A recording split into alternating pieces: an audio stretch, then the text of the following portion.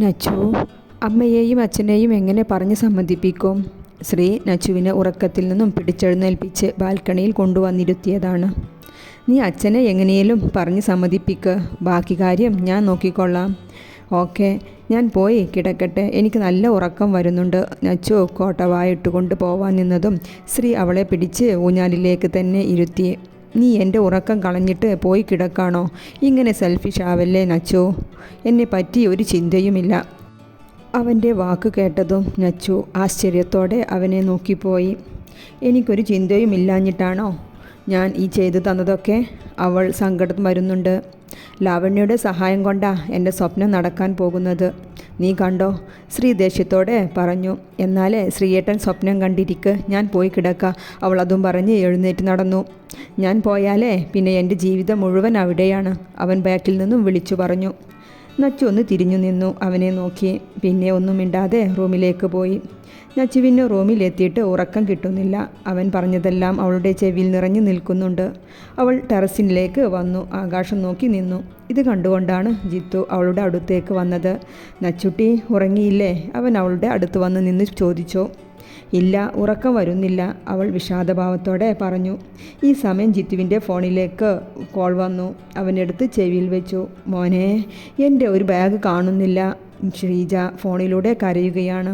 Nachu, mummy വിളിക്കുന്നുണ്ട്, good night. Jithu വേഗം അമ്മയുടെ അടുത്തേക്ക് പോയി.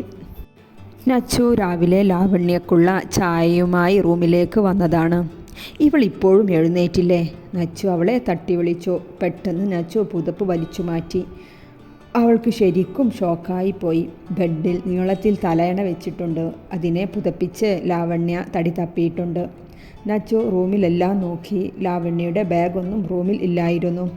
നച്ചു വേഗം ശ്രീയുടെ റൂമിലേക്ക് ഓടി. ശ്രീയേട്ടാ, ഉറങ്ങുന്ന ശ്രീയെ അവൾ തട്ടി വിളിച്ചു. എന്താ നച്ചു? ഏട്ടാ, ലാവണ്യയെ കാണുന്നില്ല, അവൾ ബാത്റൂമിലോ മറ്റോ ഉണ്ടാകും. ഞാൻ അവിടെയെല്ലാം നോക്കി. ശ്രീയേട്ടനൊന്ന് വന്ന് നോക്ക്. എന്താ നച്ചു നീ കാണാത്തത്? കാണാൻ എൻ്റെ അടുത്ത് വല്ല എക്സ്ട്രാ മെഷീനും ഉണ്ടോ? ദേ ശ്രീയേട്ടാ, എന്നെ കടിച്ചു തിന്നാതെ വാ, നമുക്കൊന്നിച്ച് നോക്കാം. നച്ചു അവനെയും പിടിച്ചെഴുന്നേൽപ്പിച്ച് ഗസ്റ്റ് റൂമിലേക്ക് നടന്നു. ശ്രീയേട്ടാ നോക്കൂ, അവളുടെ ലഗേജ് ഒന്നും കാണുന്നില്ല. എനിക്ക് തോന്നുന്നത് അവൾ ശ്രീയേട്ടനെ പറ്റിച്ചു പോയി കളഞ്ഞു എന്നാ. നച്ചു മുകളിലേക്ക് നോക്കി ചിന്തിച്ചുകൊണ്ട് പറഞ്ഞു. നിന്റെ കരിനാക്ക് വളക്കാതെ. ഈ സമയം താഴെ ശ്രീജയുടെ ബാഗ് കാണാത്തതിൻ്റെ തിരച്ചിലാണ് ജിത്തുവും സീതയും രാജീവും എല്ലാം. എൻ്റെ പാസ്പോർട്ടും മേക്കപ്പ് സെറ്റും എല്ലാം അതിലാണ്. മമ്മി, ഇനി എവിടെയും നോക്കാൻ ബാക്കിയില്ല, ജിത്തു ഹാളിലേക്ക് വന്നുകൊണ്ട് പറഞ്ഞു. ശ്രീ കട്ടിലിൻ്റെ അടിയിൽ വരെ ലാവണ്യയെ തിരഞ്ഞു. ശ്രീയേട്ടാ, എനിക്ക് തോന്നുന്നത് അവൾ ശ്രീയേട്ടൻ്റെ പണം കൊണ്ട് ഷോപ്പിങ്ങിന് പോയിട്ടുണ്ടാകും. നച്ചു പ്ലീസ്, ഇനി നീ ചിന്തിക്കല്ലേ, ശ്രീ അവളുടെ താടിയിലുള്ള വിരൽ പിടിച്ച് മാറ്റിക്കൊണ്ട് പറഞ്ഞു. നച്ചു, നീ എന്തെങ്കിലും അവളെ പറഞ്ഞോ അവൾക്ക് ഇഷ്ടമില്ലാത്തത്? ഓ, എന്താ ടെൻഷൻ? ഭാവി വധുവിനെ കാണാഞ്ഞിട്ട്, നച്ചു ചുണ്ടുകൂട്ടിക്കൊണ്ട് പറഞ്ഞു. നച്ചു, എന്നെ ദേഷ്യം പിടിപ്പിക്കാതെ എൻ്റെ അടുത്തു നിന്ന് മാറിക്കോ.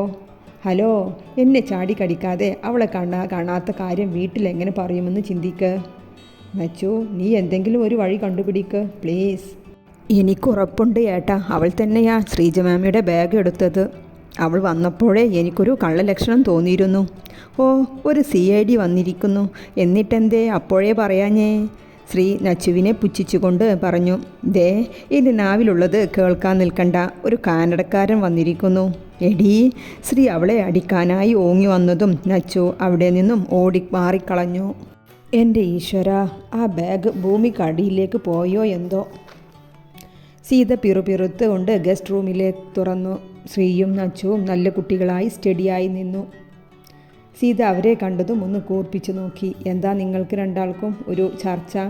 അത് അപ്പച്ചി, ഞാൻ ശ്രീയേട്ടനെ വിളിക്കാൻ വന്നതാ. ഓ, നിൻ്റെ കൂട്ടുകാരി എവിടെ? അവൾ ബാത്റൂമിലുണ്ട്, ശ്രീ വേഗം പറഞ്ഞു. നീ ഒന്ന് ബാത്റൂമിൽ പോയി വാ, മുഖം കണ്ടാൽ. സീത പറഞ്ഞു നിർത്തി പുറത്തേക്ക് നടന്നു. സീത, ഈ ഫോട്ടോ നോക്ക്. ഹാളിൽ പത്രം വായിച്ചു കൊണ്ടിരിക്കുന്ന സുദേവ് സീതയെ വിളിച്ചു. ഏത് ഫോട്ടോ? നീ ഇവിടെ വാ, ഈ ഫോട്ടോ നോക്ക്. ഇത് അവളല്ലേ? അയ്യോ, ഇതാ പെങ്കൊച്ചല്ലേ? ആ, നച്ചുവിൻ്റെ കൂട്ടുകാരി. എന്താ അതിൻ്റെ പേര് പറഞ്ഞേ? സുദേവ് ചിന്തിക്കുകയാണ്. ആ, ലാവണ്യ. എന്നാലേ ഇവിടെ കൊടുത്തിരിക്കുന്നത് സോഫിയ ജോൺ എന്നാണല്ലോ.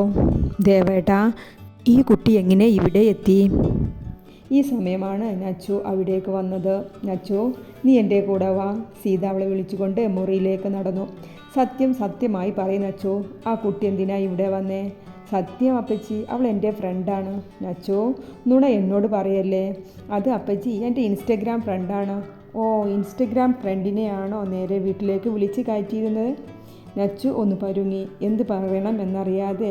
ആ സമയമാണ് ശ്രീ അവിടേക്ക് വന്നത്. ഹാവ്, ശ്രീയേട്ടൻ വന്നല്ലോ. നച്ചു ഒരു ദീർഘനിശ്വാസം വിട്ടു. ശ്രീയെ അവളുടെ അടുത്തേക്ക് വലിച്ചു നിർത്തി. പറ ശ്രീയേട്ട, 6 മാസമല്ലേ അവളെ ഞാൻ പരിചയപ്പെട്ടിട്ട്? നീ അറിഞ്ഞോ ശ്രീകുട്ട, ആ പെണ്ണ് കല്യാണ തട്ടിപ്പിന് പോലീസ് അന്വേഷിക്കുന്നു എന്ന് പത്രത്തിൽ ഫോട്ടോ വന്നിട്ടുണ്ട്. ഫോൺ ഒന്ന് തുറന്നു നോക്ക്, അതിലൊക്കെ വന്നിട്ടുണ്ടാകും. സീത പറഞ്ഞുകൊണ്ടിരിക്കുകയാണ്. സീത, ആ കുട്ടി ഫ്രോഡാണ്. അതിനെ എവിടെയും കാണുന്നില്ല. അതിൻ്റെ ലഗേജും. സുദേവൻ അങ്ങോട്ട് വന്നുകൊണ്ട് പറഞ്ഞു. അയ്യോ, ആ ഫ്രോഡാണോ ഇവളുടെ കൂട്ടുകാരി? ശ്രീജ എല്ലാം കേട്ടുകൊണ്ട് അവരുടെ അടുത്തേക്ക് വന്നു. എന്താ നച്ചു, നിനക്ക് ഈ പെണ്ണിനെ തന്നെ എങ്ങനെ കിട്ടി ഫ്രണ്ടായിട്ട്? നച്ചു ഒന്നും മിണ്ടാതെ തല താഴ്ത്തി നിന്നു. എന്താ ശ്രീ, നിനക്കൊന്നും പറയാനില്ലേ? അമ്മ, എനിക്കെങ്ങനെ അറിയാനാ? ഓ, ഇവളുടെ എല്ലാ കാര്യവും അറിയുന്ന നിനക്ക് ഇത് മാത്രം എങ്ങനെ അറിയാതെ പോയി? ഞാൻ അച്ഛനോട് പറയുന്നുണ്ട് നിങ്ങളുടെ രണ്ടാളുടെയും ഈ ഒളിച്ചുകളി. സുദേവൻ നച്ചുവിനെയും ശ്രീയെയും നോക്കി പറഞ്ഞു. ഞാൻ എന്താ ചെയ്തേ? നച്ചുവിൻ്റെ ഫ്രണ്ടല്ലേ? ശ്രീ പെട്ടെന്ന് പറഞ്ഞു. എന്ത്? നച്ചു ദയനീയമായി ശ്രീയെ നോക്കി.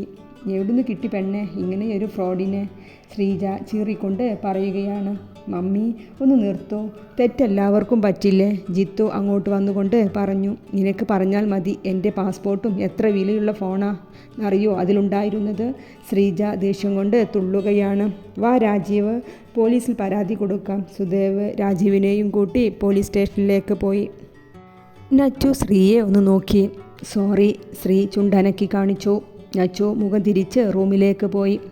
എൻ്റെ ശ്രീ, നീ എല്ലാം പാവം നച്ചുവിൻ്റെ തലയിലിട്ടോ. പിന്നെ ഞാനെന്താ ചെയ്യുക?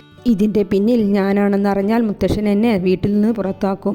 നച്ചുട്ടിയാവുമ്പോൾ അവർ ഒന്നും പറയില്ലല്ലോ. ബേക്കറി ഷോപ്പിൽ വന്ന് ശ്രീ അപ്പുവിനോട് നടന്നതെല്ലാം പറയുകയാണ്. ബെസ്റ്റ്. പാവം അത്, അപ്പു സ്വയം പറഞ്ഞു. നച്ചു പ്ലീസ്, ഞാൻ പറയട്ടെ. വേണ്ട, വഴിമാറ് ശ്രീയേട്ടാ. ഞാൻ പറഞ്ഞില്ലല്ലോ നച്ചു അവൾ നിൻ്റെ ഫ്രണ്ടാണെന്ന്. ആ ശ്രീയേട്ടാ, ഞാനും പറഞ്ഞില്ലല്ലോ അവൾ നിങ്ങളുടെ ഫ്രണ്ടായിരുന്നു എന്ന്. നച്ചു പറഞ്ഞുകൊണ്ട് സ്റ്റെപ്പ് ഇറങ്ങിപ്പോയി. ഇത് കണ്ടുകൊണ്ടാണ് ജിത്തു അവിടേക്ക് വന്നത്. അവൾക്ക് എന്തേ? ദേഷ്യത്തിലാണ്. നിങ്ങൾ രണ്ടും വലിയ കൂട്ടാണല്ലോ. പിന്നെ എന്തേ? നല്ല കൂട്ടായിരുന്നു, ഇപ്പോഴെല്ലാം പോയി. ശ്രീ അതും പറഞ്ഞ് സ്റ്റെപ്പ് ഇറങ്ങിപ്പോയി. നച്ചു ബാൽക്കണിയിൽ ഇരിക്കുകയാണ്. ശ്രീ അവളുടെ അടുത്ത് വന്നിരുന്നു. നച്ചു, സോറി പറഞ്ഞില്ലേ? എന്നോടുള്ള പിണക്കം മാറ്റൂ പ്ലീസ്. എന്നോട് മിണ്ടണ്ട. അവൾ മുഖം തിരിച്ചിരുന്നു. പിന്നെ ഞാൻ ആരോടാ മിണ്ട? അവൻ അവളുടെ മുന്നിലായി വന്നിരുന്നു. നീ പോയി നിൻ്റെ ഭാവി വധു ലാവണ്യയോട് പോയി സംസാരിക്ക്. വലിയ സ്വപ്നമായിരുന്നല്ലോ അവളെ കല്യാണം കഴിച്ച് ഭർത്താവായി പോകാൻ. നച്ചുട്ടി, ശവത്തിൽ കുത്താതടി, അവൻ അവളുടെ താടിയിൽ പിടിച്ചുകൊണ്ട് പറഞ്ഞു. നച്ചു അവൻ്റെ കൈ തട്ടിമാറ്റി. എന്താ ശ്രീ, നീ വീണ്ടും ഇവളെ കരയിച്ചോ? ജിത്തു ചോദിച്ചുകൊണ്ട് അവരുടെ അടുത്തേക്ക് വന്നു. നോക്ക് ജിത്തു, ഇത് ഞങ്ങളുടെ പേഴ്സണൽ കാര്യമാണ്. ശ്രീ അവനെ തടഞ്ഞു. ശ്രീ, ഇവൾ എൻ്റെയും കസിനാണ്. എനിക്കറിയണം എന്തിനാ ഇവളിങ്ങനെ കരയണതെന്ന്. നച്ചുട്ടി പറ, എന്താ കാര്യം? ജിത്തു അവളോടായി ചോദിച്ചു. ജിത്തു, ഞാൻ പറഞ്ഞില്ലേ ഇത് ഞങ്ങളുടെ പേഴ്സണൽ കാര്യമാണെന്ന്. ഓക്കെ ശ്രീ. നച്ചു, വാ നമുക്ക് പുറത്തൊന്ന് പോകാം. ജിത്തു, ഇത് കാനഡയല്ല ആണുങ്ങളുടെ കൂടെ കറങ്ങാൻ, ശ്രീ ദേഷ്യത്തോടെ പറഞ്ഞു. നച്ചു ശ്രീയുടെ മുഖത്തേക്ക് കൂർപ്പിച്ചു നോക്കി. മുഖം നന്നായി തുടച്ച് എഴുന്നേറ്റു. ജിത്തുവേട്ട, ഞാൻ മുത്തശ്ശനോട് പറഞ്ഞിട്ട് വേഗം വരാം. അവൾ അവിടെ നിന്നും എഴുന്നേറ്റു പോയി. അവൾക്ക് മൂഡ് ഓഫ് ആയിട്ടുണ്ട്. ഒന്ന് പുറത്തു പോയി വന്നാൽ ശരിയാകും. നീ എന്തിനാ ടെൻഷനാവുന്നത്? ജിത്തു ശ്രീയോടായി ചോദിച്ചു. ശ്രീ ജിത്തുവിനെ നന്നായി ഒന്ന് നോക്കി അവിടെ നിന്നും പോയി. നച്ചുവും ജിത്തുവും ഒരു പാർക്കിൽ ഇരിക്കുകയാണ്. നച്ചു, ആ പെൺകുട്ടി ശ്രീ വിവാഹം കഴിക്കാൻ തീരുമാനിച്ചതാണോ? ജിത്തുവിൻ്റെ സംസാരം കേട്ടതും നച്ചു അവനെ ഞെട്ടലോടെ നോക്കി. നോക്കൂ നച്ചു, നമ്മൾ രണ്ടാളും അധികം ഒന്നും സ്പെൻഡ് ചെയ്തിട്ടില്ല. എന്നാലും എനിക്കറിയാം ആ തരത്തിലുള്ള പെൺകുട്ടികളൊന്നും തനിക്ക് ഫ്രണ്ടായിട്ട് ഉണ്ടാവില്ല എന്ന്. നച്ചു കുറച്ചു നേരം ഒന്നും മിണ്ടിയില്ല. ജിത്തുവേട്ട, നമുക്ക് വേറെ എന്തെങ്കിലും സംസാരിക്കാം. ഓ ഓക്കെ. അവർ കുറച്ച് സമയം പാർക്കിൽ ചിലവഴിച്ചു. ശ്രീ അവർ പോയതും വെരുകിനെ പോലെ നടക്കുകയാണ്.